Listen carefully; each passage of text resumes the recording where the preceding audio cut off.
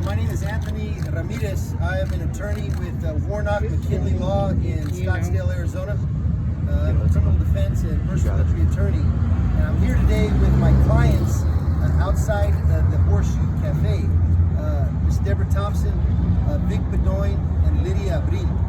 And each one of these three business owners were provided or had delivered a letter yesterday telling them that they were going to be prosecuted. A complaint would be filed against them in municipal court if they did not close their businesses today and tomorrow. As you may know, tomorrow on Monday, May 11th, all restaurants in Arizona will begin to start serving dine-in services. What's going on and what has happened with my clients during the last 30 days has created a huge problem for us. And not just these three business owners, but I think all Arizonans and frankly all Americans. Because what is happening is the government is being allowed to pick winners and losers. Okay? I want to be real clear and say that when this order first came down, agree with it or not, these business owners complied. And I think that everybody that's complied with the order should be commended. The government did not know what they were dealing with. They made a decision, and these people complied with it. You've never heard my name before. You've never heard my client's names before until the governor moved the goalpost. He had said that the doors would be open on May 1st, and it didn't happen. At that point in time, he began, in our opinion, to violate the constitutional rights of these business owners to protect their businesses and their families. So last week, as you know, they were provided with copies of the executive orders and told that they need to shut their doors or face prosecution. The police, I was here one day when they delivered one of the orders to Mr. Bedoin. It was done very respectfully and very professionally. No issue with it. However, as I mentioned yesterday, they were provided this letter that said they would be prosecuted. And we have a problem with that. And what my clients are here to do today is to tell them to bring it. Because they're going to stand up for their rights, and we're going to defend them if we need to. But that being said, we're hoping that common sense will prevail, because prosecutors have the ability to use discretion just as the police officers did that delivered the executive orders. The police officers, after they delivered that executive order the first time, last Friday, they could have come in here the very next day and cited my clients, all three of them, and they didn't do that. Okay, so now to be given a letter approximately 48 hours before dine-in services become legal it's unfair and it's unconstitutional, and my clients have made the decision to take care of their family.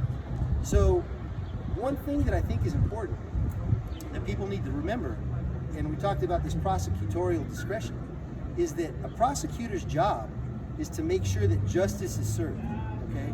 Now, justice being served does not mean that they have to pursue prosecution and make a criminal out of anybody. Prosecutors sometimes are presented with cases that they decline. And sometimes those cases that they decline have victims, right? And I can't tell you that as a defense attorney, I've been involved in cases where there's a victim, where the prosecutor has made the decision to not pursue a charge for a lot of reasons. It could be because there was a lack of evidence, no witnesses, somebody gave a witness change their story. Whatever the circumstances are, the prosecutor makes a decision to not prosecute. They use common sense and they don't move forward. Who do you think has a problem with that? The victims or the victims' families have a huge problem with that. There was a case in Maricopa County where it involved a death, a DUI driver, and there was a fatality involved, and the Maricopa County prosecutor decided not to prosecute. Okay? The family of that victim had a huge problem with that decision, correct? But the prosecutor made the decision to not do that. What did they do? They send a letter out, they put out a press release, whatever it may be, and the language is always the same. It says, in the interest of justice, the Maricopa County prosecutor has decided not to pursue charges in this matter, okay? In the interest of justice. So a prosecutor does not have to bow to political pressure in order to do her job and see that justice is done, because sometimes justice means using discretion and protecting your citizens that were doing everything they were supposed to do correctly. And so what I've learned over the last 24 hours about what this is about, this isn't about public safety. This is about bending the knee, okay? And that's not gonna happen here. So if that's what the city of Wickenburg was hoping was gonna happen, it's not gonna happen. Now look, I can't promise my clients that they're gonna get a not guilty verdict. I can't tell them what the end result of this is. But I can tell you that all three of these people have told me that they don't care. They're not gonna bow down to the face, in the face of tyranny. They're not gonna do it. And so here we are. So I'm pleading with the authorities to use common sense and to not pursue these people in the interest of justice, because justice is not going to be served by pursuing these individuals. It's just not. So with that being said, if you have questions, I know that my clients would like to speak. So Yeah, if they want to say something. Question? Hi, I'm Deb Thompson. 1 second, sorry, 1 second. Can you step a little bit this way? This way? Yeah, here, let me just lower the mic. Yeah, I'm a little short. Got bit more a little close to the ground. You're really big. Diamond. And what business do you own? I own the Horseshoe Cafe. What date did you open I opened up me first. up first? And what would you say if someone asked you, like, why not wait 10 more days? Why is it I you couldn't. decided? Why is I it? couldn't. I was losing my business. People, you don't know the response I've had from people saying, you don't know how good it is to come here and sit down and eat a meal. We are so tired of being cooped up and not allowed to go or do anything. And I was ready to lose everything. There was days when I only made $20. I couldn't do it. I couldn't keep the lights on. I couldn't pay the bills around here. And I was doing the cooking and the dishwashing just to make it. I laid on my staff. I couldn't do it. And another 10 days, I'd have been closed up. That's the reason. And he promised me that. He told me we're going to close and we can open up May 1st. Then 2 days before we were allowed to open, he said, nah, we're going to give it another 2 weeks. When you give your word, you give your word. Don't prolong it. Give us a heads up. Talk to us. Don't wait 2 days. So do you think if he gave you maybe 7 or 10 days, it might have been a little different? Or do you think either way you can open back up? You know, I can't really say for sure, because I, as a person, I can't speak for Lydia or Victor, but me as a person, I act on impulse. And when that hit my heart, because I'd already busted my behind, just like these business owners have. We busted our butts trying to keep our doors open, trying to keep our employees. And you can't. If you can't pay them, they've got to go someplace else. They've got to find employment somewhere. Half the service in this town has gone to Bash's, Safeway. They're going all over just to trying to feed their families. And a lot of them don't want to come back to work because they can make more on unemployment right now than they can. You see what I'm saying? Why should I work if the government's going to pay us? We, on the other hand, we want to work. We want to earn our money. We want to take care of our customers that have taken care of us for so long. That's all we want to do. Thank you.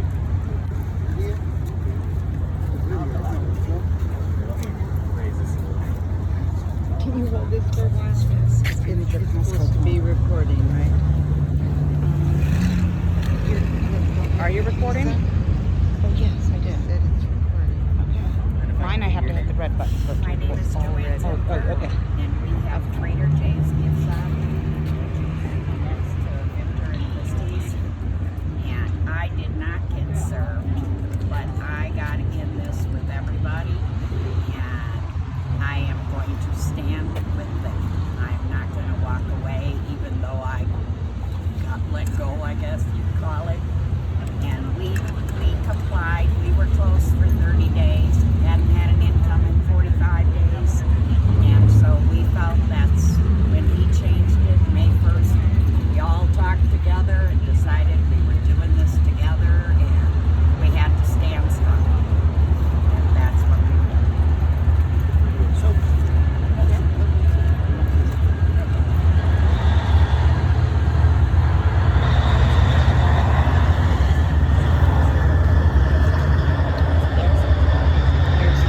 Yes. There's a big accident. that's all right. We had technical difficulties. Yeah. Because my one was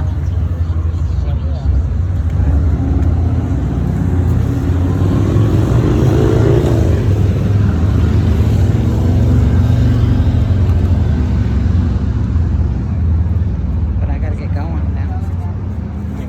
We're on the plan on going to surprise. So, real quickly, as far as Joanne goes and her relationship with Lydia, Deb, and Vic. So last week when I met them,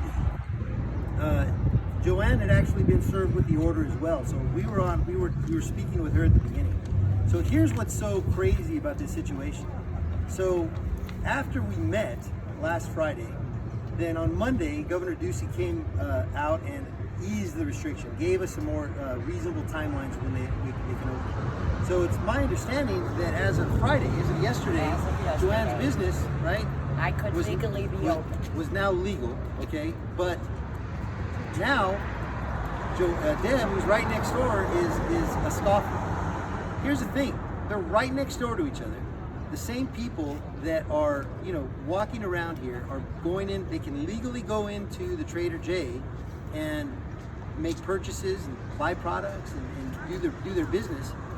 But somehow there's more coronavirus or more darkness inside the Horseshoe, which is it's nonsense. It just doesn't make any sense. So to come now to bring charges now against Deb just because the governor said, well, you know what? It's safer inside the Trader J on Friday, Saturday, and Sunday. You're no good, Horseshoe. You're going to lose out on that revenue, and if you open, we're going to criminalize you. But Monday, now there's no more coronavirus. So on Monday, we're fine.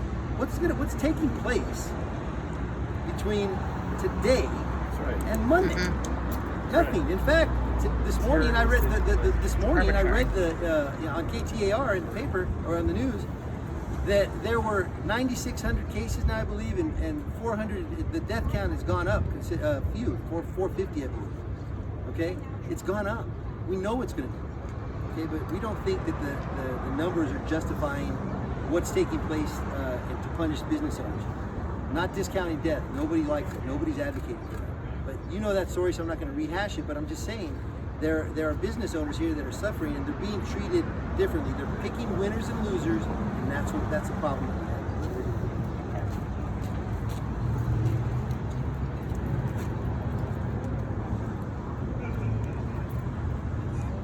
What's your name? My name is Lydia April. And what business do you own? Lydia's La Canasta, located in Wickenburg, Arizona. And kind of tell me, you obviously received the letter as well. Yes, I did. How'd that make you feel, knowing you couldn't open your business back? The executive order or the last letter?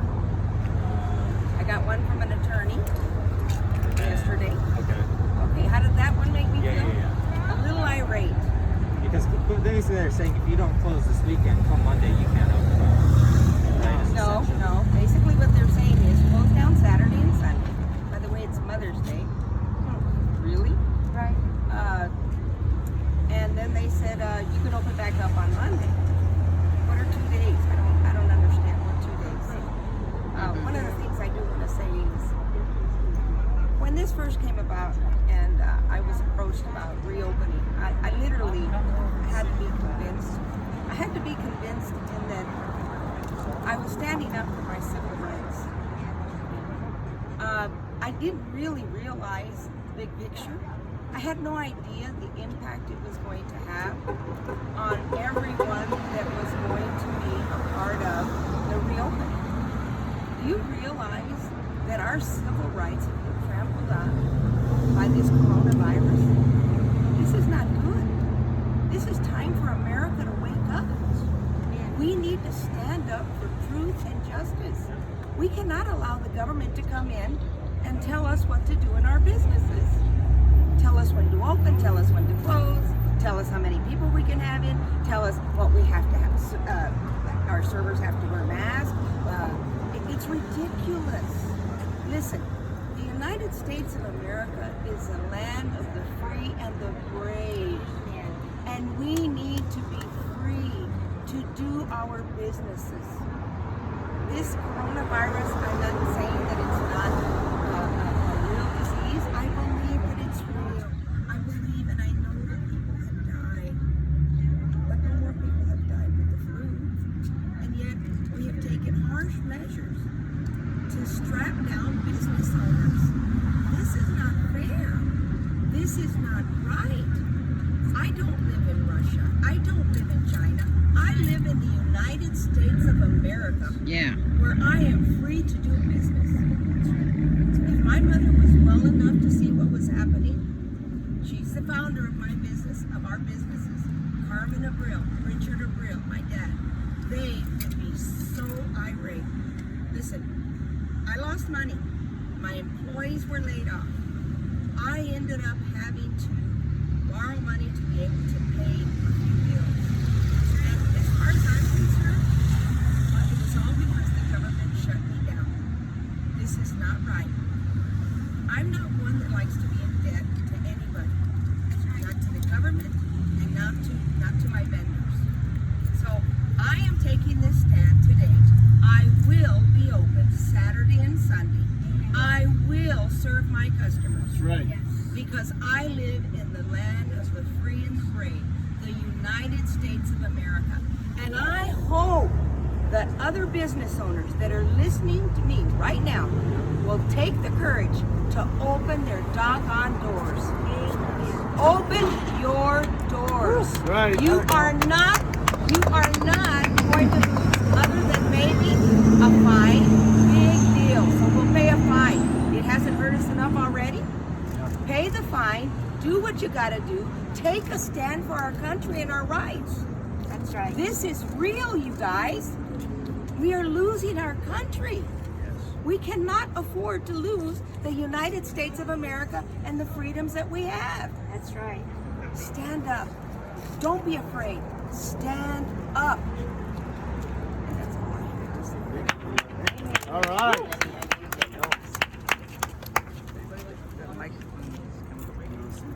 Here, I got it. Batteries are dead again.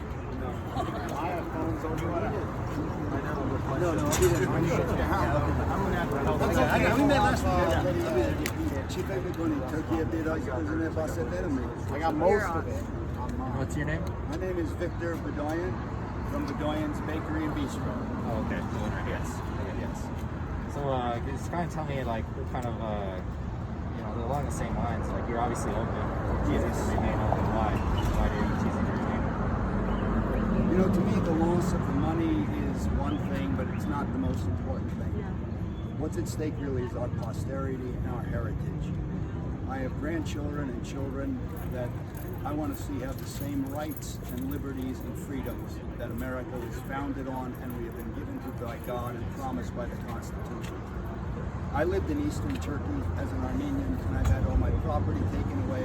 I was threatened by machine gun toting police, friends put in jail, hit, and so forth and so on. That was Eastern Turkey. I never thought this would happen in America. I cannot allow this kind of tyranny and unjust behavior to take place, no matter what the cost. So I'm doing this for my children, my grandchildren, and posterity that is not yet here. Because if America loses on this, the world is going to be in a very dark place. So we just are, we're not doing anything except living life. And when living life becomes a crime, we must ask, what is the problem? All right. That's all we have. Thank you.